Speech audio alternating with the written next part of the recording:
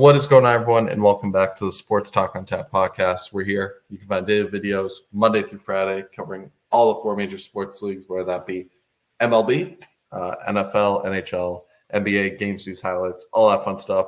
And Nick, a lot of series, have some rubber matches today. Some series have also been decided.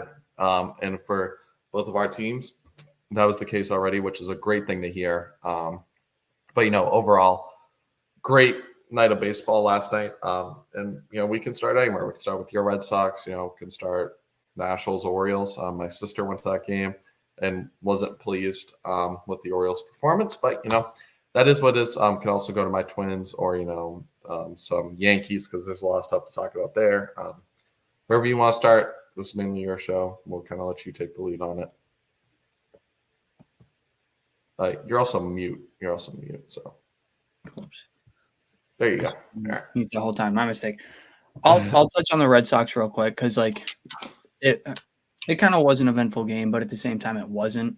There was a lot of frustration, I'll say, on my part, and it's weird because you look at the final box score, 9-4. It's like, why is there frustration? You won by 5 runs.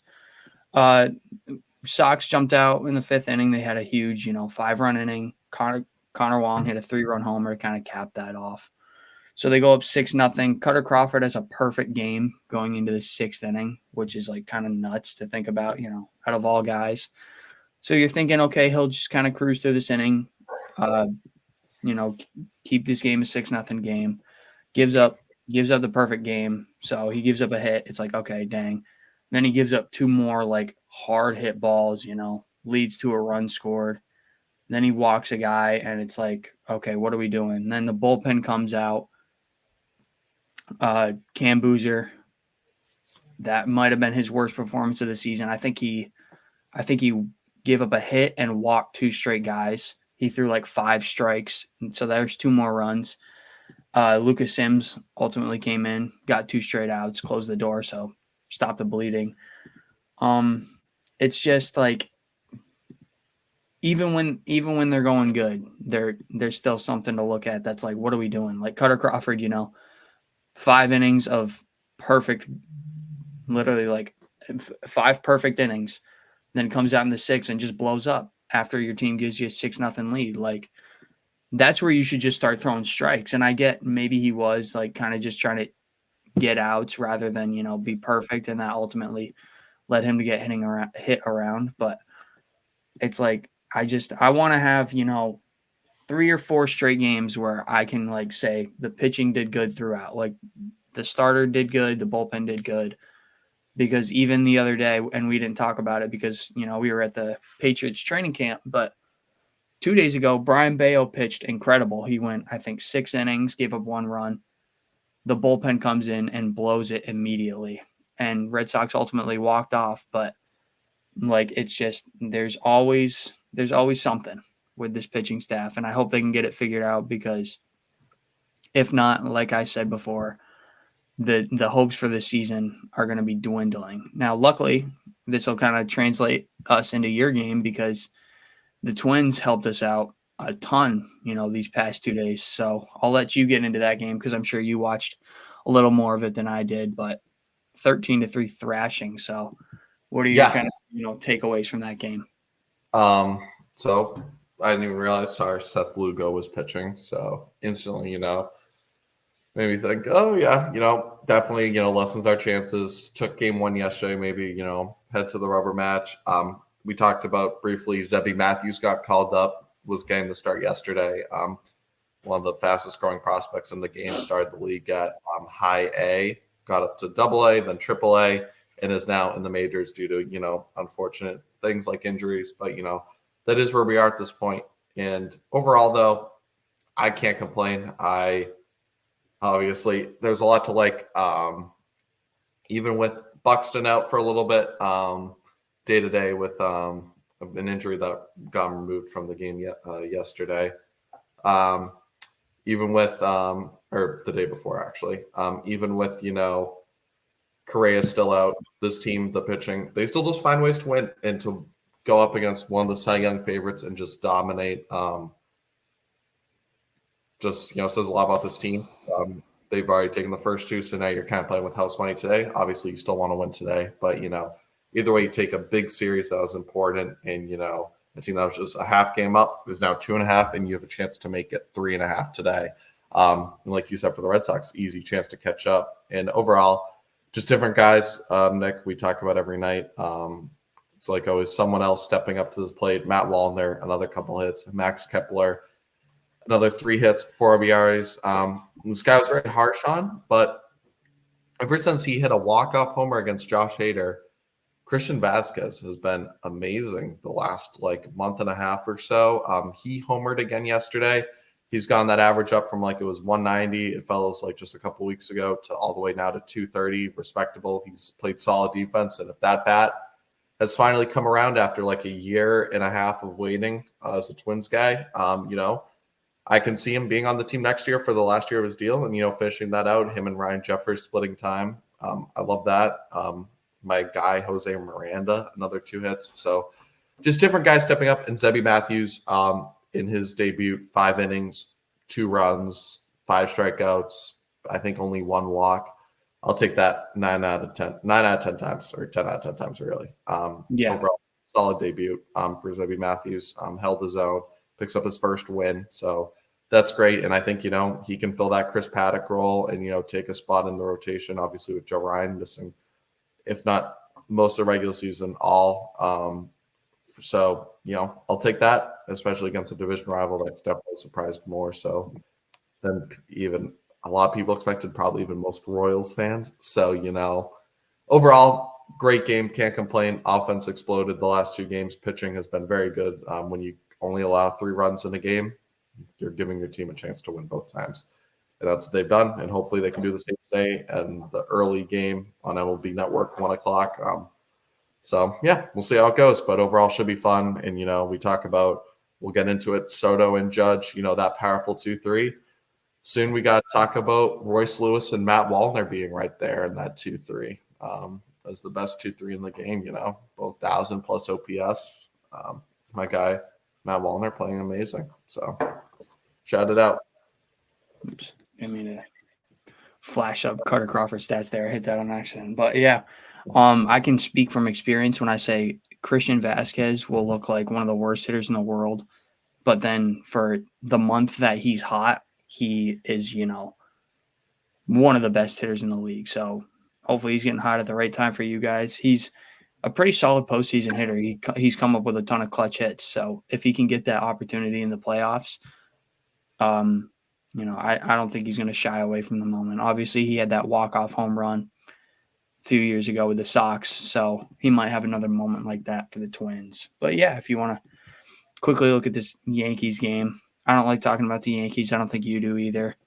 But whenever there's a 3 home run game, you got to talk about it. So, congratulations to Juan Soto. Not a shout-out, a congratulations. I don't shout out Yankees players. But Nestor Cortez pitched good finally. I bet you any Yankees fan will tell you that. They've been, trying to kick Nestor out the door pretty much since the trade deadline. So finally took the White Sox for him to get back on track with a win. But yeah, if we want to get into the Jazz news too, because that's a huge blow. Also, Juan Soto, 3 home runs, just unreal stuff. Was swinging on a pitch way far out, 3-0, trying to get 4 home runs. Overall, Yankees get their revenge on what's going to be hopefully a great rubber match day. And if the White Sox are able to win this series, I would laugh my ass off. Pardon my language. So hopefully that should be fun. But yeah, we'll get into the Jazz news and then also, some other games after. Yeah. So just quickly recapping it, I believe it is a torn UCL ligament in Jazz's. I want to say throwing arm, but I can't remember. But regardless, that's a huge blow because that could mean he's potentially done for the season. We saw that the Yankees they're having flashbacks probably to around this time last year, maybe a little later with Jason Dominguez. They called up that he's their number 1 prospect right now. He's rehabbing, I guess you could say rehabbing, but called him up last year. He looked incredible for 2 weeks, and then he tears his UCL, so he's out for the the year. And this Jazz trade has really worked out. I want to say he has 5 or 6 home runs since being traded over to the Yankees. He's a speed factor for them. He's a fielding factor for them because he can play anywhere in the field. So it's a big blow to the Yankees. I think with how their bats are right now, because both Soto and Judge are just tearing the cover off the ball. Like Judge hasn't been hitting home runs just because teams are just walking him at this point. Like they're just saying, F it. Like we're not letting you hit 2 home runs a game off us. And so now Soto's the one hitting all these home runs, which is why this 1-2 punch is so dangerous. But Jazz hopefully recovers quick. Yeah, I know it's the Yankees, but I still don't want to see injuries. Hopefully it's just, nothing major and he can still bat. Maybe they DH him because, he can still run. He can still hit. He just obviously can't throw. But, you DH him, that means you put Judge in the field, which Judge is kind of a average center fielder, not the best speed, has a pretty solid arm, but not the best speed. So you'd probably rather, Trent Grisham out there, who I know he's a terrible bat, but he's a 2-time Gold Glover out there, so he's going to hold it down in center field for you. But regardless, hope Jazz gets better. Yeah. Because I don't wish for injuries even on teams I hate like the Yankees, but just had to quickly address that because it's pretty big MLB news. You hate to see it, and it just sucks. But hopefully he can still DH and be a part of hopefully the Yankees championship run. Even though I want the Twins to beat them, you want the Red Sox to if they ever face. You never want to see injuries be the reason why a team season comes to an end or doesn't go the way it expects. With that being said, yeah, it should be interesting to see what they do there. And some other news though, Nick, your Padres continue to be hot against a Pirates team that is starting to really slump badly. They're on a little bit of a losing streak, but Padres taking advantage, shutting out the Pirates. Yep, Michael King's been on one for the Padres pretty much this whole season, but I think as of recent he's been pitching great. So hats off to him. I think that Padres pitching staff is super underrated, and they kind of bolstered the bullpen getting Tanner Scott in the trade deadline, which maybe we'll go over in a video, later this week, like most impactful trades thus far. But I would say Tanner Scott is definitely up there because he's been holding it down for the Padres since he's gotten there.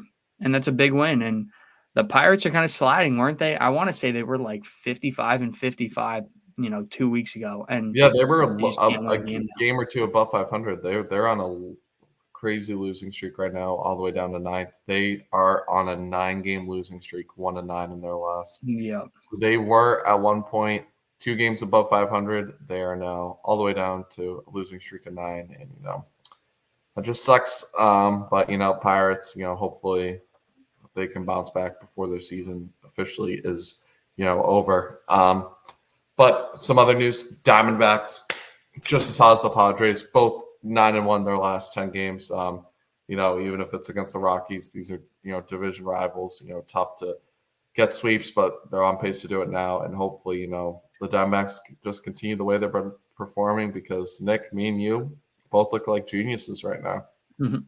Yeah, the Diamondbacks got another walk-off. I believe it was Jake McCarthy last night. So yeah, they're coming up with just clutch hit after clutch hit. It seems like both teams, like Jackson Merrill for the Padres, he's hitting game-winning home runs in the 9th inning, and then the Diamondbacks are walking off every other game. So this is kind of cool to see the back and forth. And I mean, the Dodgers are winning. I'll give a shout out to Mookie Betts because his return was the other day when we couldn't recap it, but he hit a home run, so he's already back. But like this division race is still pretty tight. It's, I want to say, within 3 games because Dodgers sitting on 71 wins, Padres on 68, Diamondbacks on 68. This is going to come down to the wire. Like if it's going to be whatever team falters, if the Dodgers go on a 3 or 4 game losing streak, that could be what costs them the division, puts them in a wild card series, and you never know what can happen in a wild card series. So I think that's going to be super fun to watch.